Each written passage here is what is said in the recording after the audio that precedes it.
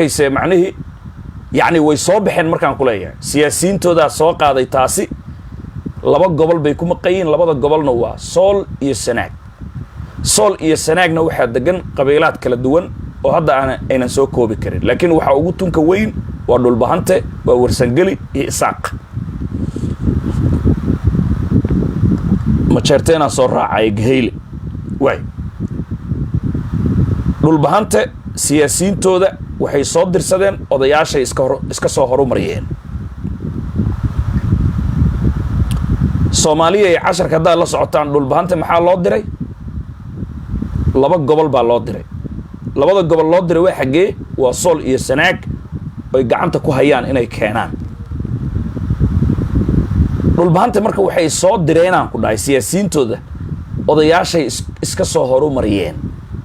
garaadada waxay yiraahdeen wareega magaalooyinka waxaad keentaan koow kanala dhashay ee Sanaag ku badan daaroodka ninka la yiraahdo warsangeli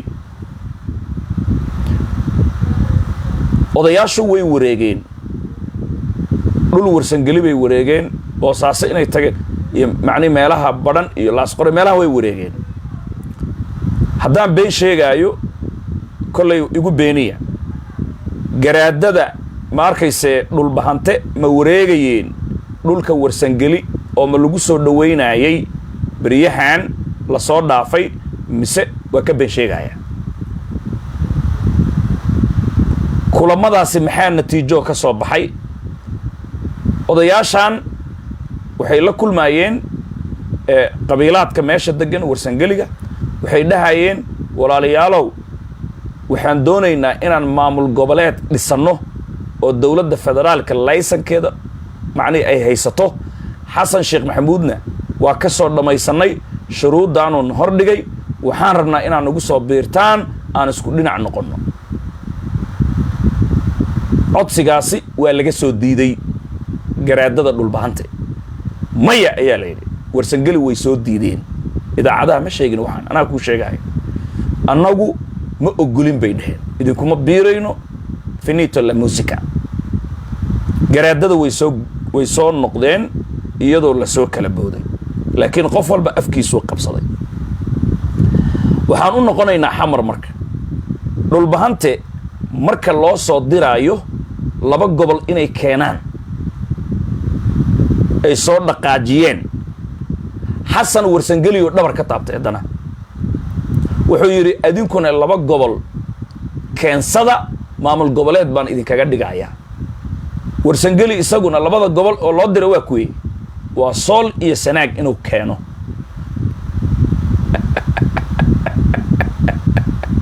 dhul bahante muxuu ku maqan yahay laba gobol inuu keeno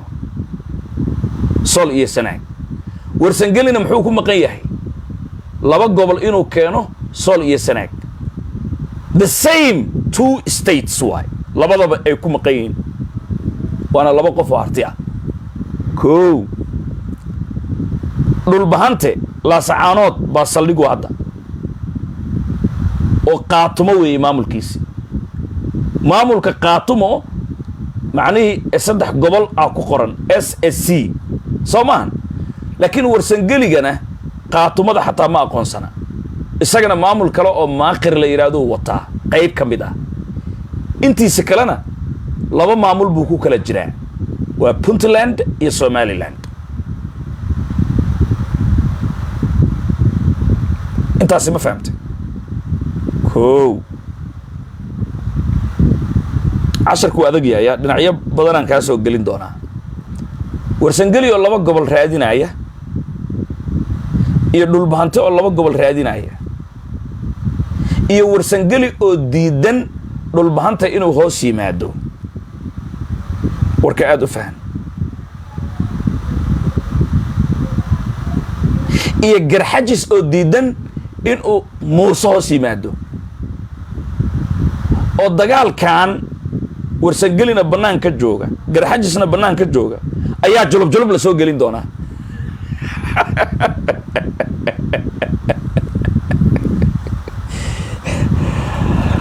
dhul bahanta marka mar haddii warsangeli erga u dirsaday uu gurihiisa ugu tegey uu diiday wuxuu go'aan ku gaaray in uu dagaal geliyo warsangeli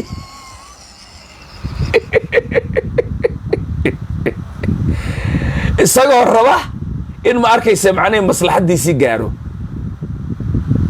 warsangeli waa ku dhiiqaynaa waayo marka at the same time hartina waa way wada yihiin shalay laascaanood bay soomaan laakiin ceeri gaabada sow meesha macnihii warsangeliga majority uu sheegta soomaan nafsadeeda sanaag soomaan sanaag ilaa waxaa ku badan warsangeli marka loo fiiriyo dhulbaanta isaga soolna waxaa ku badan warsangeli iyo dhulbahantaa ku badan marka yacni ceeri gaababa haddaan gelino dagaal warsangeli ma huraaya waa maya muuse bixi markuu imaanayo magaalada ceeri gaabo isagii xasan way is ogyihiin iyo geeli qodobkaasi warka aad u fahan xasan sheekh maxamuud wuu og yahay raggan in ay soo baxeen 3 gobol 2 gobol ama xoog ama xaal baan ku keenaynaa ama xoog baan ku keenaynaa sidaas ayaa u nusan dhulbahante 2 gobol xoog baan xaal baan ku keenaynaa xaal haddaan ku weyno xoogaan ku keenaynaa waay say xoog ugu keenayeen xaal la garay xaalka ergeyba soo diray Soomaan ergadii waa laga diiday Soomaan xooga sidee lagu keenayaa wixii meesha degan oo dhan marka la isdilo marka ugu dambaysa aan wada hadalna Soomaan that is the policy geelle waa wuxuu soo karkariyey xasan sheekh maxamuud loo soo dhiibay muuse loo soo dhiibay saddexdaasna way isku ogyihiin qodobkan ama igu naca ama igu jeclaada waay inahaasi markay joogto siday ku bilaabataan sheegi doonaa laakiin intaanan u gelin dagaalkan dani ma og yahay isagana ilan ma jeerteen waa Puntland dani ma jeerteen u taagay markaas ma og yahay haa uu og yahay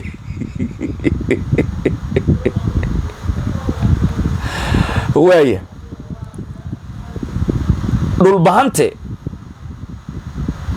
in ay dagaal qaadi rabaan ma jeerteen wuu og yahay laakiin already dagaalka intuusan bilaabanin siciidani in loo imaan doono wuu ogaa si aan loogu imaanin garowba ka soo guuray gaalkacyo soo degay Kenya Nairobi gaalkacyo dhaxaya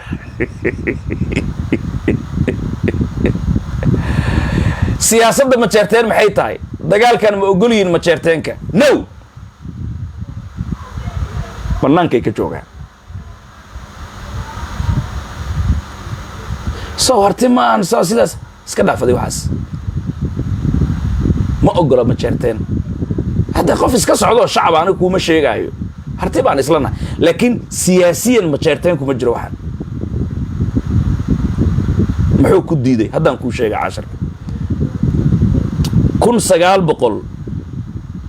1998 ayaa Puntland la dhisay markii la dhisay la iskama dhisinay dastuur baa lagu heshiiyay oo la qortay warsangeli baa loo yeeray ma jeerteen baa fadhiya ma arkaysa macni dhulbahanta fadhiya macni beelo dhan way fadhiya laakiin warsangeliga iyo ma jeerteenka iyo waxay ku heshiiyeen aan kuu sheegayaa 98 waxaa la kala qortay warsangeli inuu leeyahay guddoonka baarlamaanka waa laga heli karaa dastuurka Puntland warsangeli isagaa leh guddoomiyaha baarlamaanka haddaan been sheegayo been baa sheegaysaan idhaha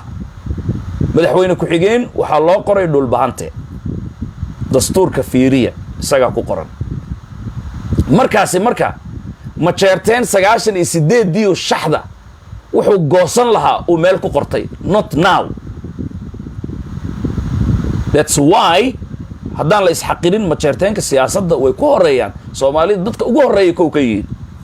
ama igu naca ama anan digli mirflana laakiin the reality 98 marka heshiiska muxuu qoray Somaliland kama hadlaya markii Puntland la dhisay hartiga maxay ku heshiiyeen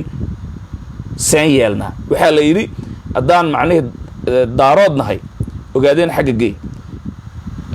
dhulbahante meeshaasuu degan yahay warsangeli meeshaasuu degan yahay xataa mareexaana lagu daray mareexaan macnihii mudug iyo galguduud meeshay iska galaan ayuu degan yahay hawiyana wuu la degan yahay maxaan ka yeelnaa go-aanka ay gaareen wuxuu odayaashu ay daawanayaan waxaa la yidhi niman ya horta mareexaan bannaankaasa naga joogo sabab hawiyuu noo soo jaajuusayaa haddaan macnihii hawiye ka soo goyno dee inaan xukunnaan rabnaa hawiyaha Soomaaliya caasimadiina hawiyaa fadhiya marka sidaasi awgeed hawiyaha uu noo dhexgalayaa uu noo soo jaajuusaya bartaasa joogo yaan had inta lagu soo darin koow dhulbahante maxaan ka yeelnaa dhulbahante 90% inta lagu soo daro Puntland waa inuu noqdaa that's why madaxweyne ku xigeen loogu qoray markaas warsangeli baa ku soo haray warsangeli waxaa la yidhi 75% Puntland ha noqoto 25 waxaa weeye Somaliland waxa la qaybsadaan sidaas aan isku nabad gelino horta warqadaasaa taalla Puntland sidaasaana lagu dhisay so ceeri gaabo in warsangeli uu qabsado ma jeerteen ma ogola macalinka lugayo dad baa isku diraysaa no ani siyaasadan ka hadlaaya xaqiiqada loo nooliyaan ka hadlaaya isku dir maahan ma ogola maxay u diideen waxay u diideen heshiiskaasi marka laga yimaado warsangeli haddii ceeri gaabo uu qabsado waxaa ku bilaabanaya challenge ma jeerteenka waa warsangeliga hadda qayb ka mid ah xamar jooga oo maaqir ayaan nahay dhahaya sida awgeed karayska wuxuu ku soo noqonayaa ma jeerteen buu ku soo noqonayaa maamulka Puntland buu saameynayaa so warsangeli 75% dhulkiisi waa in calanka Puntland uu ka taagnaadaa gudoomiye ku-xigeenka baarlamaankana ay qaataan garow siyaasadda ma jeerteen waay taa waa iga haysaa the second tusaale kale haddaan ku tuso wadda ayaa 15 sano waddaa la idin dhisaa la yidhi ka baxdaa garowe ilaa iyo ceeri gaabo 15 years meel ma ku og tahay logistic strategic ahaan loo diiday kow warsangeli hadda wuxuu yiri maaqir baan ahay sida xasan macni uu yiri Soomaan dheh gooni ma u noolaan karaa sida dhulbahante somehow ilaa ay muddo gooni u noolaan karaa inkastoo laakiin haddii dagaal ay noqoto aanu ka maarmin ma jeerteen maxaa yeelay saanada iyo ma arkayse macnihii wixii kaalmo oo dhan iyo gurmad ah de ma jeerteen dekadooda ay ka soo degaan ma jeerteen baa dhiiba jeebkiisu ka dhiiba so yani dhulbahanta hadduu sidaas yahay oo haddaba ciidamada ma arkayse aan ka sheekayn doono laakiin haddaan u noqdo warsangeliga uu ka sii liitaa dhulbahantaha yani inuu gooni istaago sababtana waa kuu sheegaya yani dad ahaan way liitaan kuma lihi maxaa yeelay dhinacan